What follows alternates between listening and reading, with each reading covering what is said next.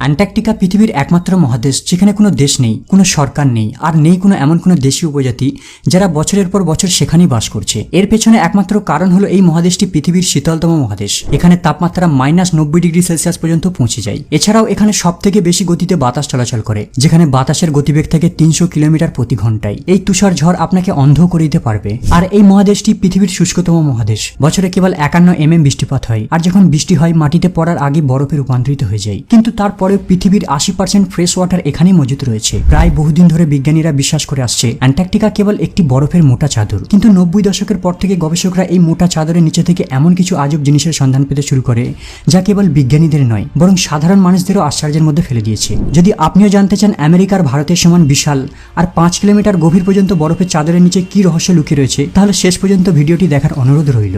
আইসি pyramid 2016 সালে satellite ইমেজে ধরা পড়ে এক আজব জিনিস। পিরামিডের আকৃতির একটি পর্বত অ্যান্টার্কটিকার বরফের বুকে নোটিশ করা যায়। গবেষকরা জুম করে লক্ষ্য করে এখানে 3টে পিরামিডের অস্তিত্ব রয়েছে, ঠিক সেম পিরামিড যার অস্তিত্ব মিশরে রয়েছে। এখানে মিশরের গিজার পিরামিডের মতো একটি বৃহৎ আকৃতির পিরামিডও রয়েছে, যার প্রত্যেক ডিরেকশনে 2 কিলোমিটার করে স্কয়ার বেস আছে। কিছু গবেষকরা বিশ্বাস করেন এটা হয়তো মানব নির্মিত পিরামিড, হয়তো আজ থেকে লাখো বছর পূর্বে কোনো প্রাচীন সভ্যতা এই পিরামিডগুলিকে নির্মাণ করেছিল। আবার কিছু গবেষকরা মন্তব্য করেন হয়তো এটা প্লেটোর সেই হারিয়ে যাওয়া আটলান্টিস শহর। আবার কিছু গবেষকদের মতে হয়তো কোনো আধ্যাত্মিক শক্তি এই পিরামিডগুলিকে নির্মাণ করেছিল। কিন্তু রিসেন্ট কিছু গবেষকদের মতে এই পিরামিডটি মানব দ্বারা নির্মিত নয়, বরং এটা ন্যাচারালি গঠন হয়। আরেকটি ব্যাখ্যায় বলা হয় এই বরফের তৈরি পিরামিডটি নুনাটাক্স মানে বরফমুক্ত পর্বত শৃঙ্গ, যেটা গ্লেশিয়ারের কাছেই রয়েছে। হয়তো এর শেখরটি 10% দেখা যাচ্ছে, বাকি 90% বরফের নিচেই চাপা রয়েছে। কিন্তু 2018 সালে গবেষকদের একটি টিম এখান থেকে এক অদ্ভুত মাথার খুলির সন্ধান পায়। এই মাথার খুলিগুলি মানুষেরই, কিন্তু এর মাথার উপর দিকটা অস্বাভাবিকভাবে অনেক লম্বা। বিজ্ঞানীদের মতে এই ধরনের অ্যাবনর্মাল মাথা গঠনের পেছনে মূল কারণ হলো প্রাচীন আচরণবিধি।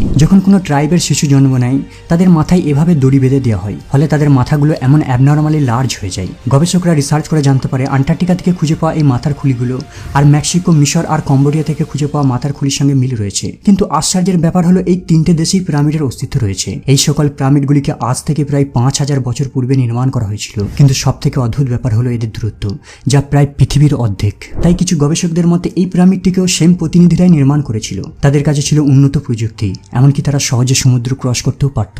একটি বিষয় জলের মতো পরিষ্কার যে আজ থেকে প্রায় হাজার হাজার বছর পূর্বে আফ্রিকা, সাউথ আমেরিকা আর আন্টার্কটিকায় বসবাসকারী ট্রাইবদের মধ্যে কোনো না কোনো গভীর সম্পর্ক ছিল। এই সম্পর্ক ট্যাকটনিক মুভমেন্ট আর প্লেট সেপারেশনের থিওরিকে সাপোর্ট করে, যা প্রমাণ করে আন্টার্কটিকা একটা সময় বৃহৎ ল্যান্ডফর্মের পার্ট ছিল। বিজ্ঞানীদের মতে বর্তমানের এই শীতলতম আন্টার্কটিকা একসময় মানুষের বাসের জন্য যথেষ্ট উষ্ণ ছিল। এখানে সবুজ অরণ্যে বিস্তীর্ণ ছিল। এর প্রমাণ পাওয়া যায় 2017 সালে। 2017 সালে কিছু জার্মান ভূবিজ্ঞানী আন্টার্কটিকার অনেক নিচে ড্রিল করে কিছু কোর স্যাম্পল কালেক্ট করে। যখন তারা ড্রিল রিগ ইউজ করে নিচে থেকে পলি উঠে আসে। এর মধ্যে প্রায় 60টি পৃথক উদ্ভিদ রয়েছে। এই উদ্ভিদগুলিকে বর্তমানের ঘন বর্ষণ বন অঞ্চলগুলিতে দেখতে পাওয়া যায়। পরবর্তীতে ধীরে ধীরে অ্যান্টার্কটিকা বরফের মহাদেশে রূপান্তরিত হয়ে যায়, আর এই উদ্ভিদগুলো সেখানে বেঁচে নেই। অ্যান্টার্কটিকা একসময় বরফের মহাদেশ ছিল না, তার আরো একটি জ্বলন্ত প্রমাণ পাওয়া যায় এই ম্যাপে। 1929 সালে তুর্কির president Mustafa Kemal Ataturk Ottoman palace library থেকে একটি ম্যাপ উদ্ধার করে। এই ম্যাপটিকে 1513 সালে তুর্কির নাবিক হাজি আহমেদ মহিউদ্দিন, যিনি পিরিরিজ নামে পরিচিত, ডিজাইন করেন। এই ম্যাপটিতে অ্যান্টার্কটিকাকে স্পষ্ট বোঝা যাচ্ছে। প্রাচীনকালের এই ম্যাপটিতে অ্যান্টার্কটিকার কোস্টলাইনকে অনেক নিখুঁতভাবে অঙ্কন করা হয়েছিল,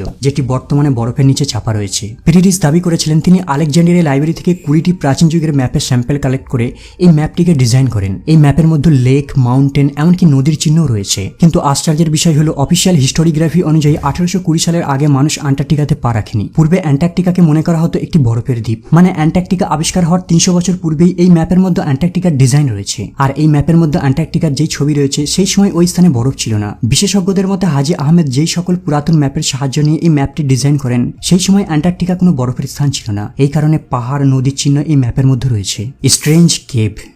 যদি আপনি গুগল ম্যাপে অ্যান্টার্কটিকার কিং জর্জ আইল্যান্ডের দিকে লক্ষ্য করেন তাহলে দেখতে পাবেন একটি অদ্ভুত গুহার প্রবেশদ্বার রয়েছে। ইন্টারনেট দুনিয়ায় ভাইরাল হওয়ার পর থেকেই এই গুহাটিকে নিয়ে মানুষ নানান মন্তব্য করতে শুরু করে। কারো মতে এটা কোনো গোপন মিলিটারি বেসের প্রবেশদ্বার, আবার কারো মতে হয়তো এটা কোনো রিসার্চ ল্যাবরেটরি, আবার কারো মতে এটা হয়তো হাজার বছর পূর্বে ভেঙে পড়া স্পেসশিপের ধ্বংসাবশেষ। ইন্টারনেট ইউজাররা এই গুহাটির ডাইমেনশনকে একটি আনুমানিক ক্যালকুলেট করে। তাদের মতে গুহাটির হাইট 74 ফিট আর 250 ফিট চওড়া। মানে এর মধ্যে আপনি সহজেই বোয়িং প্যাসেঞ্জার জেটকে গোপন করে রাখতে পারবেন। যদিও এটা একটা যুক্তিসম্মত ব্যাখ্যা ছিল, তারপরে এর মধ্যে দুটো আজব রহস্য লুকিয়ে রয়েছে। প্রথমে এই গুহাটির নিচের দিকে লক্ষ্য করুন।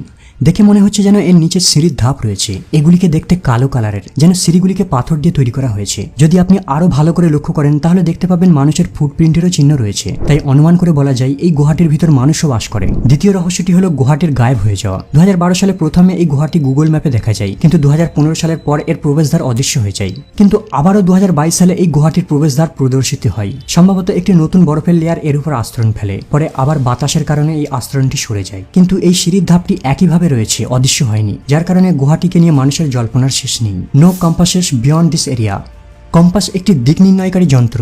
যে কোনো সময়, যে কোনো স্থানে, যে কোনো পরিস্থিতিতে এই যন্ত্রটির দ্বারা দিক নির্ণয় করা যায়। কিন্তু অবাক করার বিষয় হলো, যদি আপনি অ্যান্টার্কটিকায় থাকেন তাহলে এই অপরিহার্য যন্ত্রটি আর কাজ করবে না। আসলে অ্যান্টার্কটিকা এমন একটি জায়গা যেখানে অফিসিয়াল কোনো টাইম জোন নেই, এখানে কোনো অফিসিয়াল রুটসও নেই। কিন্তু যদি আপনার হাতে কম্পাস থাকে তারপরেও আপনি জানতে পারবেন না কোথায় দাঁড়িয়ে রয়েছেন। এখানে আসা মানে কম্পাসের ম্যাগনেটাইজ পয়েন্ট তাদের ডিরেকশনের সেন্স হারিয়ে ফেলে, আর কম্পাসটির কাঁটা সব ডিরেকশনের দিকে ঘুরতে থাকে।